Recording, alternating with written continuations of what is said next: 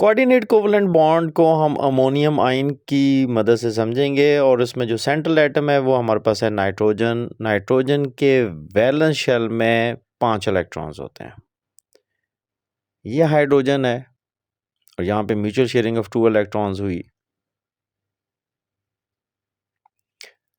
एक और hydrogen atom आता है और वो म्यूचुअली शेयर करता है 1 इलेक्ट्रॉन, और ये तीसरा हाइड्रोजन भी आके अपना एक इलेक्ट्रॉन शेयर कर लेता है। सो ये हमारे पास बना NH3, that is ammonia.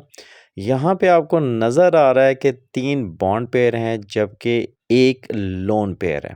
So nitrogen के वैलेंस शेल में 8 इलेक्ट्रॉन कंप्लीट हो गया। ये हमारे पास है जी प्रोटॉन, और प्रोटॉन तब बनता है जब आप हाइड्रोजन में से एक इलेक्ट्रॉन निकाल दें।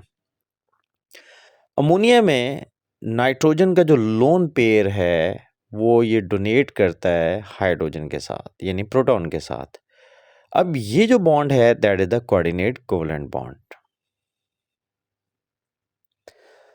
तो कोऑर्डिनेट कोवलेंट बॉन्ड एक ऐसा कोवलेंट बॉन्ड है जिसमें इलेक्ट्रॉन्स की शेयरिंग तो हो रही है, लेकिन शेयर्ड पेयर ऑफ इलेक्ट्रॉन जो है वो सिर्फ एक ही एटम प्रोवाइड करता है, जिसको हम इलेक्ट्रॉन पेयर डोनर कहते हैं, और दूसरा एटम इलेक्ट्रॉन पेयर एक्सेप्टर है। इसको एरो से रिप्रेजेंट किया जाता है। दूसरी एग्जांपल में हमारे पास अमोनिया और BF3 के दरमियान, यानी बोरॉन ट्राइफ्लोराइड के दरमियान रिएक्शन है। अमोनिया के केस में अगर आप देखें तो अमोनिया के पास एक लोन पेयर ऑफ इलेक्ट्रॉन है, और BF3 में बोरॉन के इर्द गिर्द 3 बॉन्ड पेयर्स हैं, यानी कि 6 इलेक्ट्रॉन्स। बोरॉन को 2 इलेक्ट्रॉन्स की कमी का सामना है।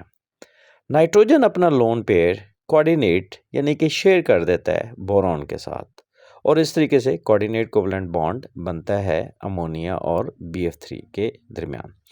और NH3 और BF3 के कॉम्बिनेशन से जो प्रोडक्ट बनी उसको हमने एडक्ट का नाम दिया।